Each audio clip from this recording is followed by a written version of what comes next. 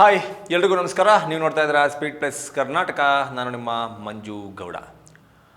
ಬೆಲೆ ಏರಿಕೆ ಮೋಸ್ಟ್ಲಿ ನಾನು ನೋಡ್ತಾ ಇರುವ ಪ್ರಕಾರ ದೇಶದಲ್ಲಿ ಕರ್ನಾಟಕ ರಾಜ್ಯದಲ್ಲಿ ಬೆಲೆ ಏರಿಕೆ ಆಗ್ತಾ ಇರುವಷ್ಟು ಬೇರೆ ಯಾವ ರಾಜ್ಯಗಳಲ್ಲೂ ಇಷ್ಟೊಂದು ಪ್ರಮಾಣದಲ್ಲಿ ಪದೇ ಪದೇ ಬೆಲೆ ಏರಿಕೆಗಳು ಆಗ್ತಾ ಇಲ್ಲ ಅಂತ ಅನಿಸುತ್ತೆ. ಅಷ್ಟರ ಮಟ್ಟಕ್ಕೆ ಕರ್ನಾಟಕದಲ್ಲಿ ಎಲ್ಲ ವಿಚಾರದಲ್ಲೂ ಎಲ್ಲ ಆಯಾಮಗಳಲ್ಲೂ ಬೆಲೆ ಏರಿಕೆ ಯಾವುದಾದರೂ ಒಂದು ರೀತಿಯಲ್ಲಿ ಆಗ್ತಾನೇ ಇದೆ. ಅದು ಯಾವಾಗಿಂದ? ಕರ್ನಾಟಕದಲ್ಲಿ ಕಾಂಗ್ರೆಸ್ನ ಸರ್ಕಾರ ಅಧಿಕಾರಕ್ಕೆ ಬಂದಾಗಿನಿಂದ ಒಂದಷ್ಟು ಮಟ್ಟದ ಬೆಲೆ ಏರಿಕೆ, ಅದರಲ್ಲೂ ಹಾಲಿನ ಬೆಲೆ ಏರಿಕೆ ಕಳೆದ 20 ತಿಂಗಳಲ್ಲಿ 3 ಸಲ ಆಗಿದೆ.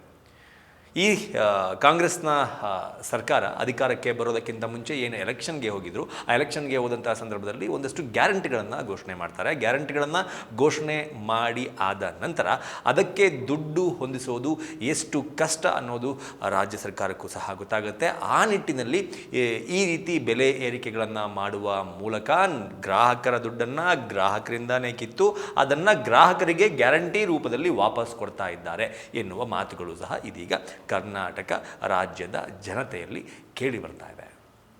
ಯಾಕೆ ಪಬ್ಲಿಕ್ಸಿಗೆ ಯಾಕೆ ಈ ಥರ ಅನ್ನಿಸ್ತಾ ಇದೆ? ತುಂಬ ಜನ ಪಬ್ಲಿಕ್ಸ್ ತುಂಬ ಥರ ಮಾತಾಡ್ತಾ ಇದ್ದಾರೆ. ನೀವು ಒಂದಷ್ಟು ವಿಡಿಯೋಸ್ಗಳನ್ನು ಮೊದಲು ನೋಡ್ಕೊಂಬನ್ನಿ. ಅವ್ರು ಈ ಥರ ಮಾತಾಡೋದಕ್ಕೆ ಕಾರಣ ಏನು ಅನ್ನೋದನ್ನು ನಾನು ನಿಮ್ಗೆ ಹೇಳ್ತೀನಿ. ಅಕ್ಕಿಯಿಂದ ಹಿಡಿದು ರೇಷನಿಂದ ಹಿಡಿದು ಎಲ್ಲರ ಬೆಲೆನೂ ಜಾಸ್ತಿ ಇದೆ. ಬಡವ್ರಿಗೆ ತುಂಬ ಕಷ್ಟ ಆಗ್ತಾ ಇದೆ. ಯಾವುದು ₹1 ಪ್ರಯೋಜನಕ್ಕೆ ಬರ್ತಾಯಿಲ್ಲ ಸರ್ಕಾರ, ವೇಸ್ಟ್. ನಮಗೆ ಕಷ್ಟ ಅಂದರೆ ಕಷ್ಟ. ನಾವೇನು ಸಾಹುಕಾರ ಆದರೆ ಏನು ಅನ್ಸೋದಿಲ್ಲ. ಅವ್ರು ದುಡ್ಕೊಂಡು ತಿನ್ನೋರಿಗೆ ಕಷ್ಟ ಆಗತ್ತೆ. ಮಾಡ್ತೀನಿ ಅಂದ್ಬಿಟ್ಟು ₹4, ₹5 ಅಂದರೆ ಅಲ್ಲಿ ₹1 ಬೆಲೆ ಇಲ್ವಾ? 50 ಪೈಸೆಗೆ ಬೆಲೆ ಇಲ್ವಾ? ಜನ ಈ ರೀತಿ ಮಾತಾಡ್ತಾ ಇರೋದಕ್ಕೂ ಕೂಡ, ಇಷ್ಟೊಂದು ಕೋಪ ಮಾಡ್ಕೊಂಡಿರೋದಕ್ಕೂ ಕೂಡ ಕಾರಣ ಇದೆ. ಕಾರಣ ಒಂದೊಂದೇ ನಾನು ನಿಮಗೆ ಹೇಳ್ತಾ ಹೋಗ್ತೀನಿ. 2023 ಆಗಸ್ಟ್ನಲ್ಲಿ ಹಾಲಿನ ದರವನ್ನು ₹3 ಜಾಸ್ತಿ ಮಾಡ್ತಾರೆ. ಅದಾದ ನಂತರ 2024 ಜೂನ್ನಲ್ಲಿ ₹2 ಜಾಸ್ತಿ ಮಾಡ್ತಾರೆ. ಅದಾದ ನಂತರ ಈಗ ಮಾರ್ಚ್ 2025ಕ್ಕೆ ₹4 ಜಾಸ್ತಿ ಮಾಡಿದ್ದಾರೆ. ಅಲ್ಲಿಗೆ 4, 3, 7, 7, 2, 9 ಟೋಟಲ್ 20 ತಿಂಗಳಲ್ಲಿ ₹9 ಹಾಲಿನ ದರವನ್ನು ಜಾಸ್ತಿ ಮಾಡಲಾಗಿದೆ. ಇದು ಹಾಲಿನ ವಿಚಾರ ಆಯಿತು.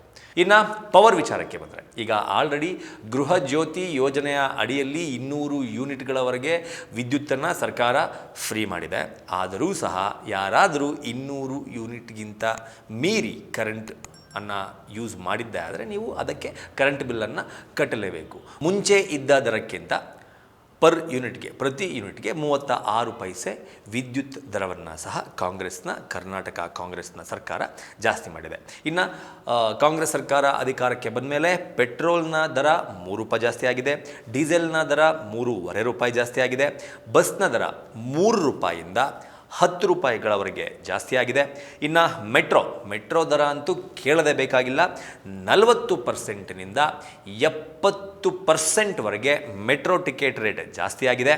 ಇನ್ನು ನೋಂದಣಿ ಶುಲ್ಕ, ರಿಜಿಸ್ಟ್ರೇಷನ್ ಫೀಸಸ್ ಏನಿತ್ತು ಅದು 200% ಜಾಸ್ತಿ ಆಗಿದೆ. 200% ಅಂದರೆ ಮೊದಲು ₹6,000-7,000ವರೆಗೆ ನೋಂದಣಿ ಶುಲ್ಕ ಇತ್ತು. ಆದರೆ ಈಗ ಪ್ರಸ್ತುತ ಕಾಂಗ್ರೆಸ್ ಸರ್ಕಾರ ಬಂದು ಆದ ನಂತರ 200% ಏರಿಕೆ ಮಾಡಿರುವ ಕಾರಣಕ್ಕೆ ₹6,000-7,000 ಇದ್ದಂತಹ ನೋಂದಣಿ ಶುಲ್ಕ ಇವತ್ತು 25,000-30,000ಕ್ಕೆ ಬಂದು ನಿಂತಿದೆ.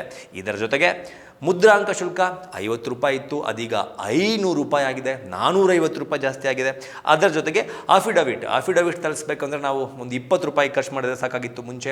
ಇದೀಗ ಆ ₹20 ಇದ್ದಂತಹ ರೇಟ್ ₹100ಗೆ ಆಫಿಷಿಯಲಿ ಬಂದು ನಿಂತಿದೆ. ಒಟ್ಟಾರೆ ಕಾಂಗ್ರೆಸ್ನ ಸರ್ಕಾರ ಈ ಎಲ್ಲ ಆಯಾಮಗಳಲ್ಲೂ ಬೆಲೆಯನ್ನು ಜಾಸ್ತಿ ಮಾಡುವ ಮೂಲಕ ನೇರವಾಗಿ ಗ್ರಾಹಕರ ತಲೆ ಮೇಲೆ ಹಾಕ್ತಾ ಇದೆ.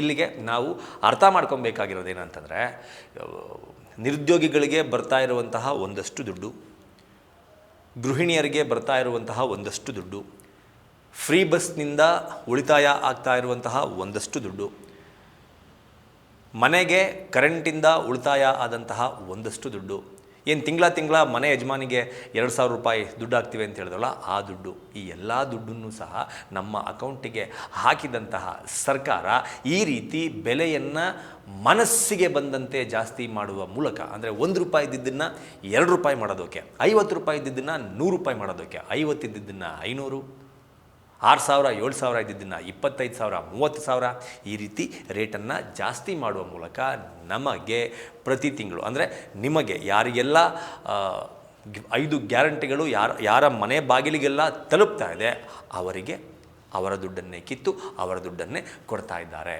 ಅಂತ ಅನ್ನಿಸ್ತಾ ಇದೆ ನಮಗೆ. ಏನನ್ಸುತ್ತೆ ನಿಮಗೆ? ರಾಜ್ಯ ಸರ್ಕಾರ, ಅದರಲ್ಲೂ ಕರ್ನಾಟಕದಲ್ಲಿ ಕಾಂಗ್ರೆಸ್ನ ಸರ್ಕಾರ ಬಂದ ನಂತರ ಇಷ್ಟೆಲ್ಲ ಬೆಲೆ ಏರಿಕೆ ಆಗಿದೆ. ಇಷ್ಟೆಲ್ಲ ಬೆಲೆ ಏರಿಕೆ ಆಗಿರೋದು ಸರಿ ಇದೆಯಾ, ಸರಿ ಇಲ್ವಾ? ಸರಿ ಇದ್ದರೆ ಯಾಕೆ ಸರಿ ಇದೆ, ಅಥವಾ ಸರಿ ಇಲ್ಲ ಅಂದರೆ ಯಾಕೆ ಸರಿ ಇಲ್ಲ, ಅಥವಾ ಇದೆಲ್ಲದನ್ನೂ ಸಹ ಗ್ಯಾರಂಟಿಗಳಿಗೆ ದುಡ್ಡನ್ನು ಜೋಡಿಸೋದಕ್ಕೆ ಮಾಡ್ತಾ ಇದ್ದಾರೆ ಅಂತ ನಿಮ್ಗೆ ಅನ್ಸುತ್ತೆ ಅನ್ನೋದನ್ನು ಕಮೆಂಟ್ ಬಾಕ್ಸ್ ಮೂಲಕ ತಿಳಿಸಿ ಅಂತ ಕೇಳ್ಕೊತಾ ಈ ವಿಡಿಯೋನ ಮುಗಿಸ್ತಾ ಇದ್ದೀನಿ. ನಮಸ್ಕಾರ. Beat plus Karnataka.